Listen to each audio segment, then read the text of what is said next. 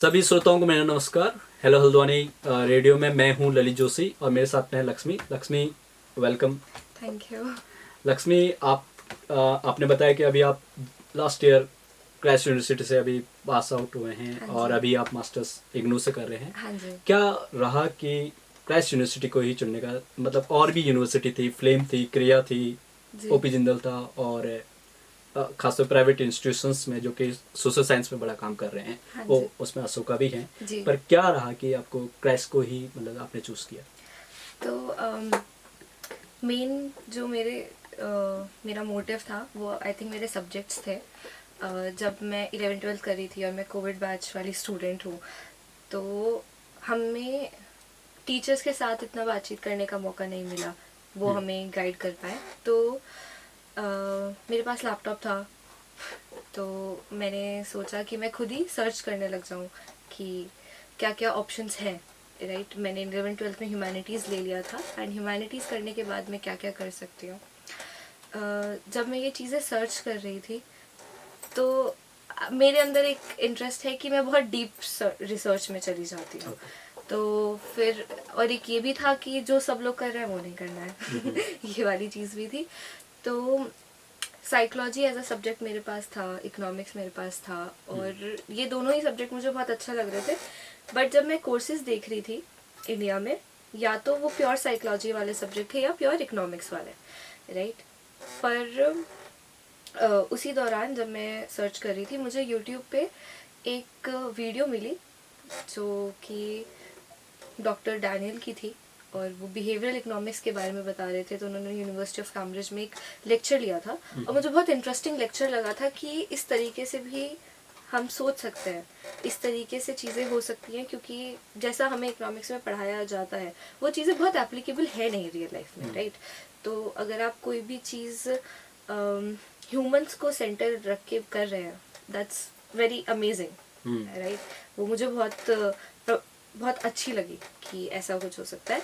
तो मैं फिर कोर्सेज ढूंढने लग गई, बट इंडिया में कोई ऐसी यूनिवर्सिटी मुझे मिली नहीं जहाँ पे बिहेवियरल साइंस में कोर्स होता हो।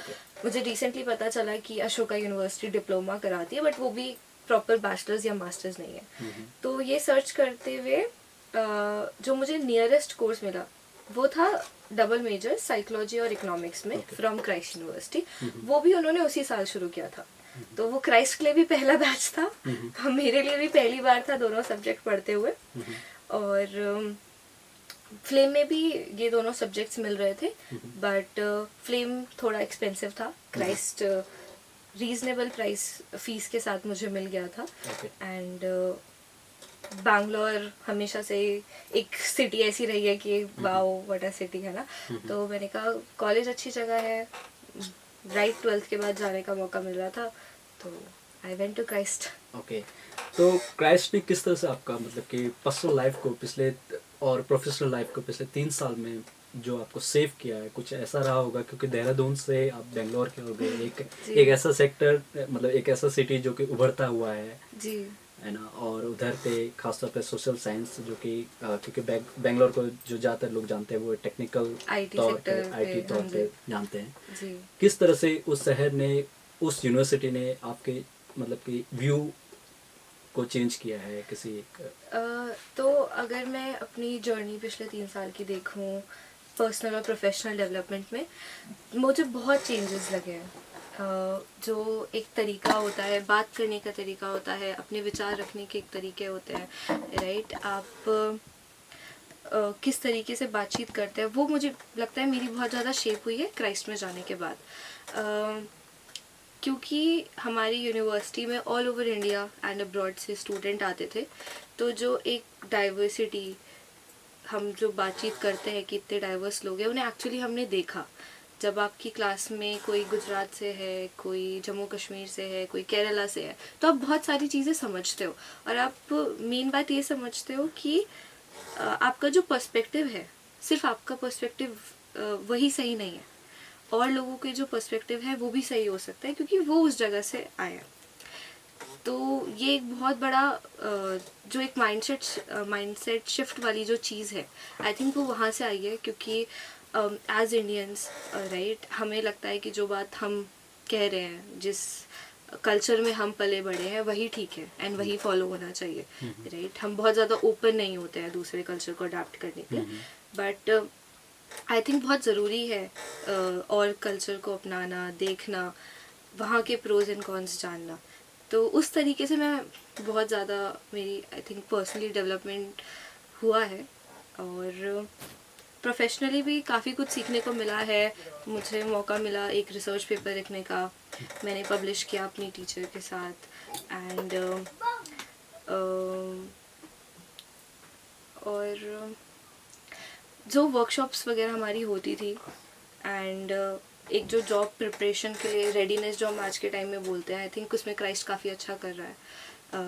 मॉक इंटरव्यूज़ कराना, जेडीज़ कराना, तो प्लेसमेंट एक प्रॉपर तरीके से होती है. और उसके बाद आप आज के टाइम में लिंक्डइन वगैरह पे क्राइस्ट के अलुमनाई के साथ कनेक्ट कर सकते हैं.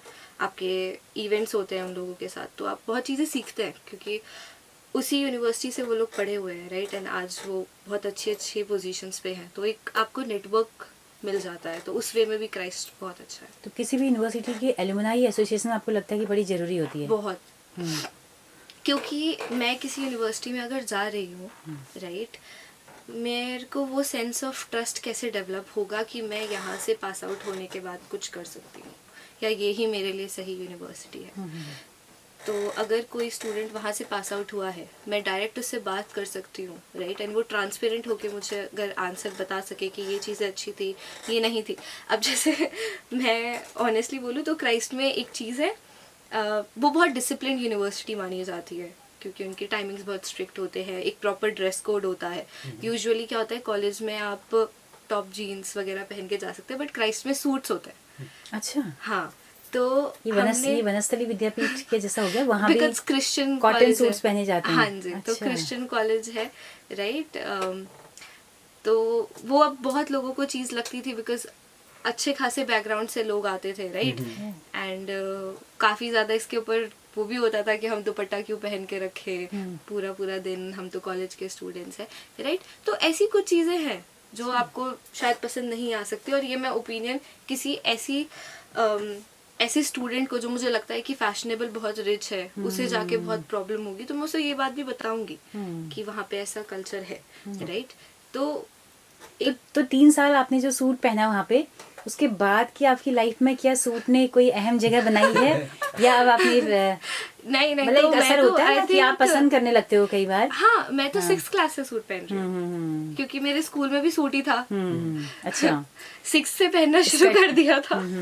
कॉलेज में भी सूट ही था. बिल्कुल. और अब भी मेरा जो मोस्टली वेयर है वो थोड़ा एथनिक की तरफ ज्यादा है देन वेस्टर्न. एक और चीज़ मेरा जो क्वेश्चन है कि किस तरह से सोशल साइंस के जो नज़रिए से मैं अगर बात करूँ तो आज के दौर पे इंडिया में आपको लगता है कि किस किस टाइप के सब्जेक्ट के एरिया जो हैं डेवलप हो रहे हैं? कुछ ऐसे सब्जेक्ट होते हैं जो कि एक बहुत पहले से चलते हुए आ रहे हैं और उसमें कुछ नए क्लासिकल फील्ड्स भी आप देख रहे होंगे कि कुछ उभर रहे हैं. तो क्या वो फील्ड्स हैं, किस तरह से लोग उनकी ओर देख सकते हैं?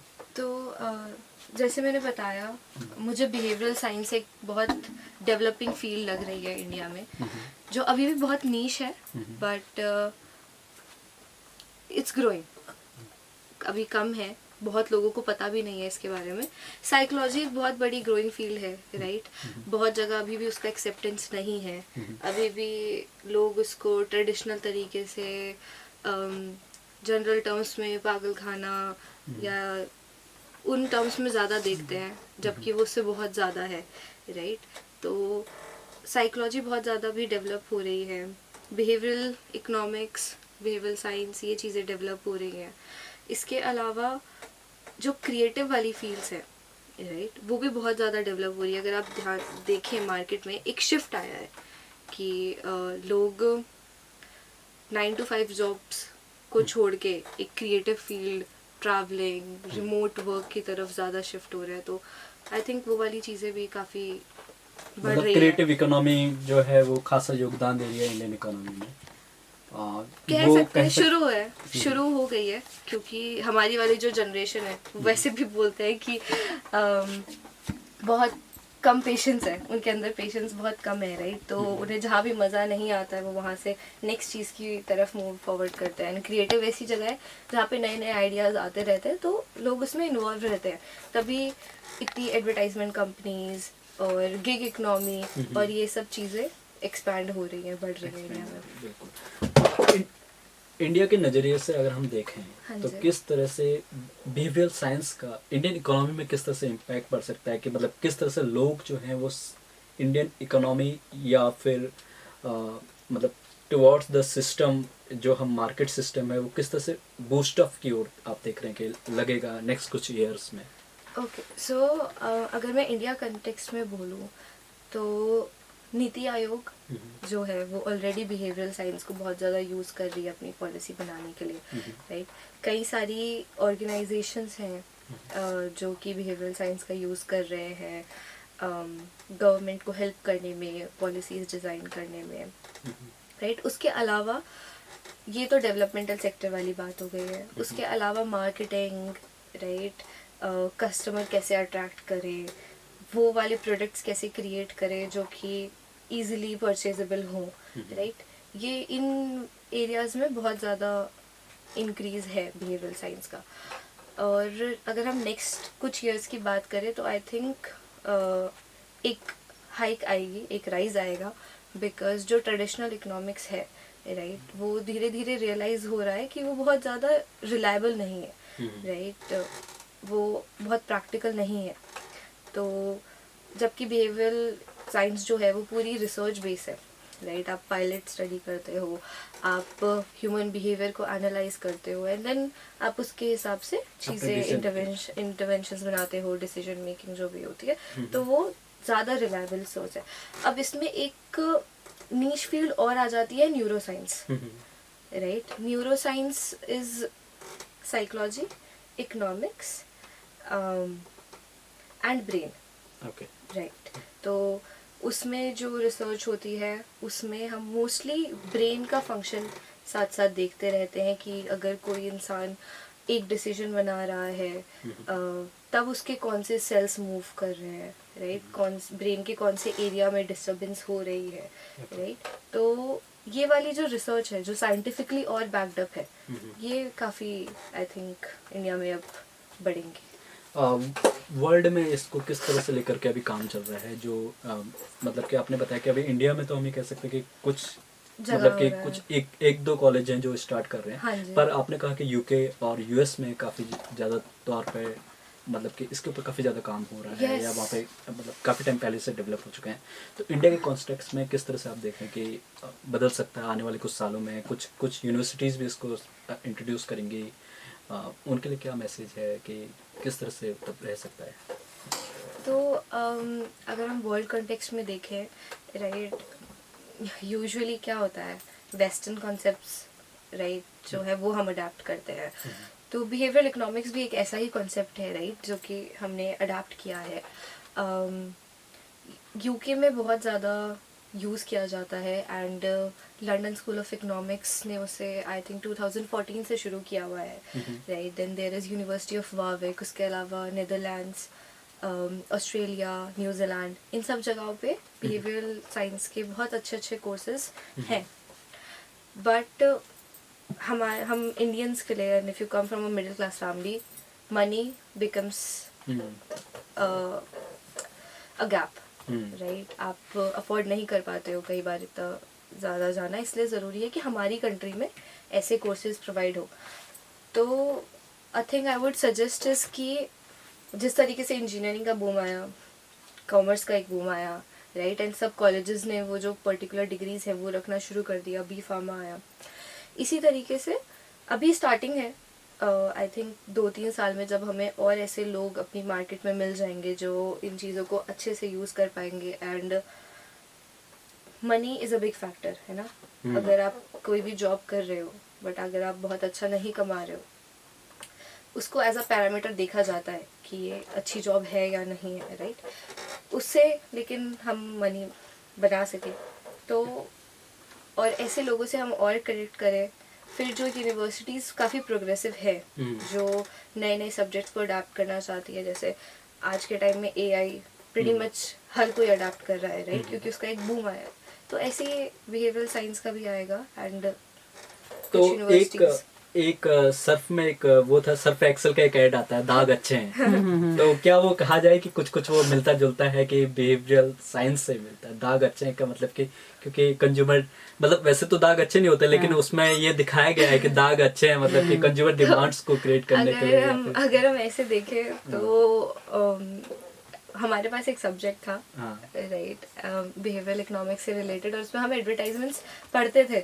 अलग अलग एडवर्टाइजमेंट्स हम देखते थे कि इसके पीछे की साइकोलॉजी क्या है, उन्होंने क्यों वो ब्रांड बनाया है, इस एड को इसी तरह से क्यों स्ट्रक्चर किया है, राइट। तो मार्केटिंग में तो बहुत बड़ा रोल प्ले करता है, देखो, है ना। एंड मार्केट रिसर्च, कंज्यूमर के ऊपर रिसर्च बहुत पहले से हो रही है, मोस्टली एमबीए वाले लोग करते हैं, राइट, बट ये नीश अब क्रिएट हो रहा है। ओके जी। तो इसका मतलब कि मेन जो है कोर इकोनॉमिक फंडामेंटल्स को लेकर के बिहेवियरल साइंस के जो अप्रोच को जो है पब्लिक मतलब कि डोमेन में उतारा जाएगा, Yes, जिससे कि वो देखा जाएगा कि किस तरह से कि क्रिएटिवनेस और किस तरह से मतलब कि मेनली ह्यूमंस को सेंटर में रख के, राइट, क्योंकि अगर कोई भी इंटरवेंशन या पॉलिसी या कोई भी चीज़ हम डिसाइड करते हैं, राइट, अब फॉर एग्जांपल क्योंकि इंडिया इतना डाइवर्स कंट्री है, उत्तराखंड के लोग सेम नहीं है बिहार के लोगों जैसे या महाराष्ट्र के लोग जैसे, राइट। तो अगर यहाँ कोई पॉलिसी बनी है, शायद वो यहाँ काम करे, इसलिए कई बार पॉलिसीज फेल भी हो जाती है, क्योंकि वो चीज़ें, वो जो बहुत ज़रूरी बट बहुत बारीक फैक्टर है, वो हम कंसिडरेशन में नहीं लेते, ध्यान में नहीं रखते हैं। एक आखिरी सवाल, उत्तराखंड को लेकर के किस तरह से बिहेवियरल साइंस आपके नजरों में ऐसी कौन सी पॉलिसी होनी चाहिए जो कि उत्तराखंड स्टेट के लोगों के लिए बेहतर हो सकती है?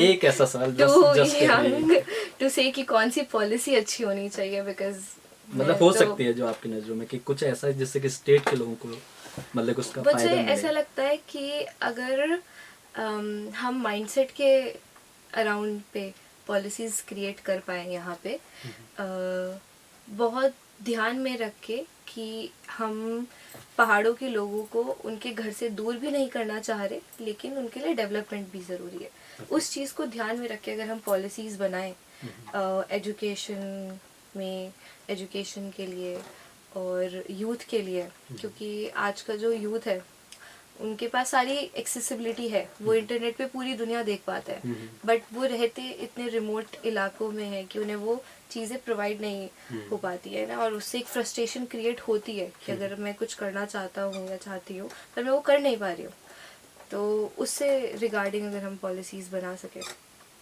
तो श्रोताओं, धन्यवाद। आज का ये हमारा जो टॉक था अहला हल्द्वानी का, इसके लिए धन्यवाद मैं करता हूँ, और मेरे साथ में लक्ष्मी को इजाज़त दीजिए। Thank you so much.